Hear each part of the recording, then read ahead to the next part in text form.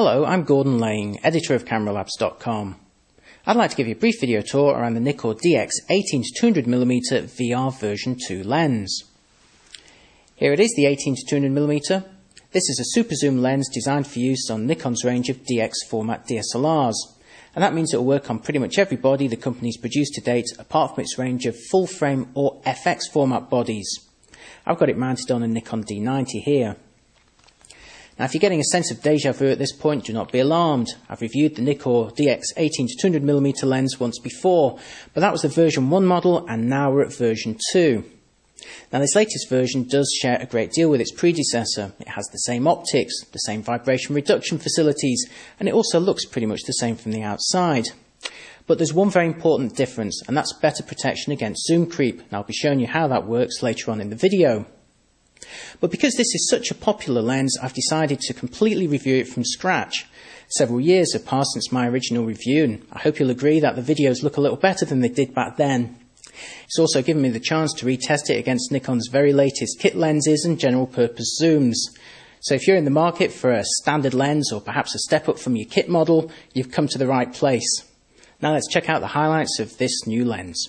The headline feature, of course, remains that 11.1 times super zoom range that, when mounted on a DX format body, is equivalent to 27 to 300mm. So that takes you all the way from wide-angle coverage for capturing big landscape views or for use in cramped spaces, through some mid-range focal lengths that are ideal for portraits, and ending at a powerful telephoto for reeling in that distant detail. And remember, you're getting all of this in one lens without the inconvenience of carrying or swapping multiple lenses, and it means you can go from one extreme to another in an instant without ever missing a photo opportunity. So with wide angle to powerful telephoto coverage, this lens is designed to cover almost every eventuality, and indeed for many people it will be the only lens they ever need. It may rarely ever leave the body. But if you're upgrading to this from a standard kit zoom, what exactly can you expect? Well, the wide-angle coverage is pretty much identical. Most kit lenses for the Nikon system start at 18mm, so no difference there. The big difference, of course, is when you zoom all these lenses in, with the 18-200mm simply getting much closer. To put that in perspective, here's a photo taken with the 18-105mm kit lens fully zoomed in to 105mm. Now, the red frame that you see in the middle of this picture is what you'd capture with the 18-200mm when it's fully zoomed in. There's obviously an even bigger difference when comparing it to the 18-55mm kit lens. Here is the 18-55mm fully zoomed into 55mm, and again that red frame in the middle is showing you the area that you capture with the 18-200mm when it's fully zoomed in. So it's clear that this lens really does give you much greater reach than any of the standard kit models. It is, however, important to note that this maximum range is only available when the lens is focused to infinity or on very distant subjects. If you focus on a subject that's much closer, maybe a portrait or especially a macro shot, you'll find the range is significantly decreased. To illustrate this effect, let's first of all verify the range with the lens focused to infinity. This image was taken with the 18-200mm fully zoomed out to 18mm and focused to infinity. Now, this image was taken from exactly the same spot with the lens fully zoomed into 200mm but still focused at infinity. Now, if we take this second image and shrink it down and superimpose it over the first one, this is what you'd get. There you see the full 18mm coverage, and the frame in the middle represents what you'd capture with the lens fully zoomed in. Now, if I extrapolate this out to the corners, you can see that the range is actually approximately 10 times when focused to infinity, and this is what you'd expect from this lens. Now let's compare this to when the lens is at its closest focusing distance of about half a meter. In this video, I'm starting with the lens fully zoomed out to 18mm and focused as close as possible to the flower. Now I'm zooming in to the maximum focal length of 200mm, again at the closest focusing distance, and you'd imagine looking at this that you're achieving the same focal range as you would with the lens focused at infinity. But let's take a look at those still photos. Here's one taken with the lens fully zoomed out to 18mm, again at the closest focusing distance. And now here's one from exactly the same position, fully zoomed into 200mm, again at the closest focusing distance. Now, if I shrink this second picture and superimpose it over the first, here's what you get. So here's the shot at 18mm, and the frame represents what you'll get when it's fully zoomed in. Now if I extrapolate that frame again to the corners, you'll see that we're getting a much smaller focal range than before. Rather than 10 or 11 times, we're now getting something that's much closer to 5 or 6 times. Now if you've never come across this effect before, you'll probably be horrified at this point to discover that your 18 to 200mm will be acting more like an 18 to 135mm when it's focused at close range. And this is indeed something that will affect you if you're into taking portraits or macro photography. But to be fair to Nikon, it actually affects all lenses, especially zooms and especially those with very long focal ranges like this one. It affects all manufacturers. It's just an optical law that you have to put up with. And that's why all manufacturers, if you check the specifications, always quote those magnifications and zoom ranges when the lenses are focused at infinity. So it's a problem, but it's a problem that affects everyone. Now let's get back to the main tour of the lens.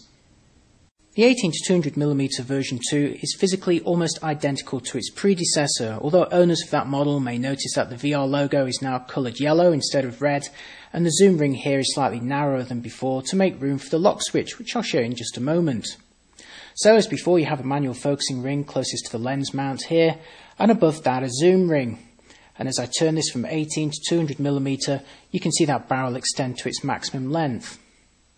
Now the big problem facing its predecessor was zoom creep. That's where the lens barrel can actually extend or retract under its own weight at certain focal lengths. And I'm afraid to say this new version 2 model is also susceptible to that effect. As I zoom out, I'll show you that happening. Here, 200mm, that's fine. But as I approach the 135 mark, just beyond here, you'll see the lens begin to fall.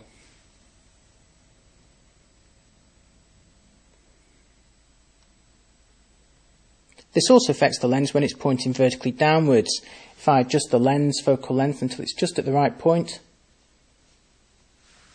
you'll see again that barrel extending under its own weight. Now that could be pretty annoying if you're carrying this camera and lens in a bag or around your neck on a strap and you find it extending like that. So what about the protection for zoom creep that I mentioned at the beginning of this video? Well, what Nikon have done is introduced a lock switch that holds it in its 18mm position. If I flick this switch now on the side of the barrel, the lens is locked to 18mm. There's no way to zoom it now. So if it's hanging upside down around your neck or in a bag, there's not going to be any unexpected extensions. However, when that lock switch is deactivated, we notice that this lens really does suffer from roughly the same amount of creep as its predecessor. Although again, to be fair, this only really affects the lens when it's pointing vertically upwards or downwards, and again, only in that specific focal range that you saw it demonstrated on. When you've got the lens fully zoomed out or fully zoomed in, it does tend to hold its position fairly well. Now let's take a look at this lens's autofocusing capabilities. Like its predecessor, the 18 to 200mm version 2 is an AFS model, and that means two very important things.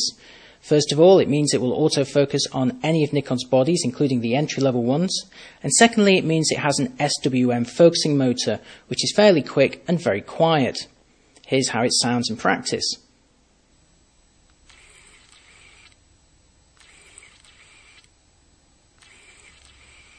Now that was fairly average in terms of speed, but it was pretty quiet in operation. And it's interesting at this point to compare this lens against its equivalent from Canon, the EFS 18 to 200mm IS. Now unfortunately that lens isn't equipped with one of Canon's USM focusing motors, so its autofocus performance is fairly loud, and also the manual focusing ring rotates while it autofocuses. That doesn't happen with the Nikon model, and this lens also outclasses the Canon in two other respects. First of all, it comes with a lens hood, and secondly, it also has environmental sealing around the lens mount. These are things that you'll only find on Canon's L range of lenses, for which you'll be paying much more.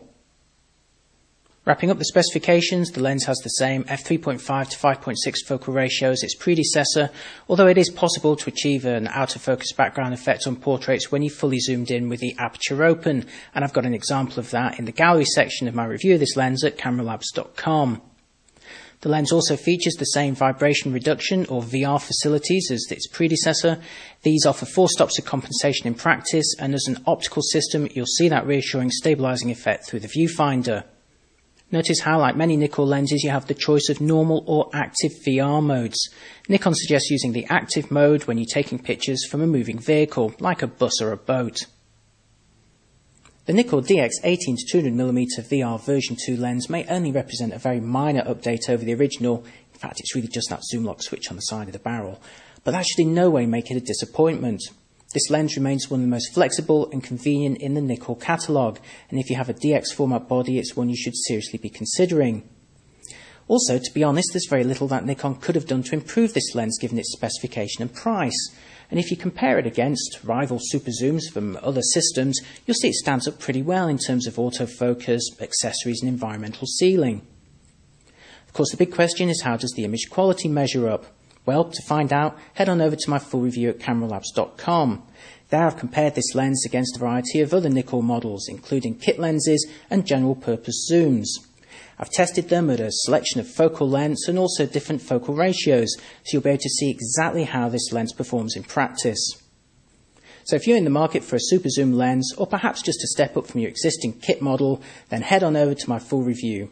You'll find it, as always, at cameralabs.com.